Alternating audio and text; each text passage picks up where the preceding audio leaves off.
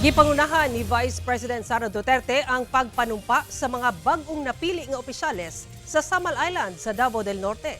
Atong sayron ang detalye niini sa live report ni John D. Esteban. John D. Sara, ang bagong mayor sa Island Garden City of Samal sa Davao del Norte mao si Mayor-elect Toto Reyes. Bugat ang iyahang bahad batok sa mga iligalista. Your name, I, Limuel Isurero Reyes, having been elected to the position of having been elected to the position of City Mayor of the Island Garden City of Samal, Province of Davao del Norte. Nanumpa na isip bagong mayor sa Samal Island, Davao del Norte si kanhi Vice Mayor Toto Reyes karong adlaw, June 27. Mismong si Vice President Sara Duterte ang nag-administer niini hasta sa bagong Vice Mayor nga si Richard Gendulman ug sa mga city councilors. Ang bagong mayor nagpasidaan sa mga iligalista. Dili ko mohatag og lugar sa mga illegal nga lihok. O bisan kinsa magamit og gahom alang sa kaugulingong interes. Dili nato tugutan ang mga katawan sa Samal maoy magsakripisyo tungod sa hugaw na binuhatan. Sa mga illegalista, pasensyahay ta. This is a warning. Hinay-hinay na mag-undang. Buot niya og patas nga pagpanerbisyo nga walay gipasulabi taliwala sa estado sa kinabuhi. Gusto ko og pantay na pagtagad sa tanan. Isip usa ka laborer, construction worker, o usa ka working student. Kabalo ko unsa ang kalisod. Daghang nakaminos lagi kay ingon ani raman ta. Pero naabot na ko ning posisyon na nga wala ko'y gilimbungan, wala ko'y gilbinuangan.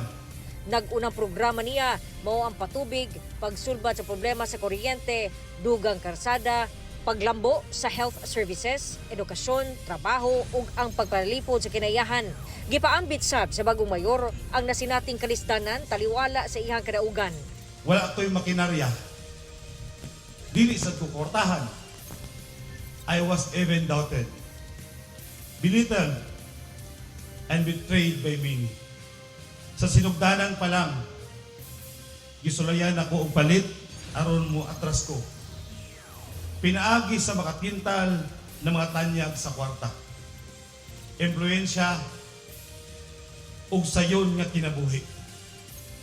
But I have the strongest support system.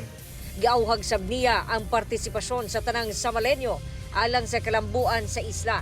Samtang nagpaambit usab si VP Sara sa iyahang mensahe alang sa mga bag-ong na-elect nga mga opisyal.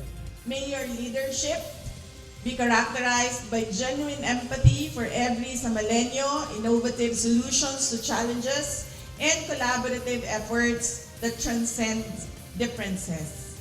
Nagpasiaw sab si VP Inday. Ningon sa mayor, di daw siya magdumot. Ako mayor, magdumot yun ko.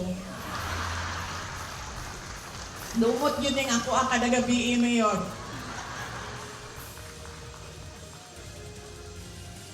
Pero, pareho ni mayor.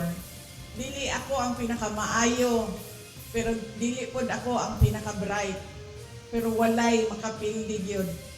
Sa kakusog sa ako ang kasing-kasing ug sa ako ang dughan nga mosilbi sa ako ang nasod. Sumara ni sa Vice President Sara Duterte nga andam ang Office of the Vice President nga mutabang sa mga programa ug proyekto sa bag-ong administrasyon sa Samal. Ug iyang gipunto nga labing importante gyud nga matutukan ang patubig ug ang problema sa kuryente sa isla. Sara. Okay, daghang salamat, John D. Esteban.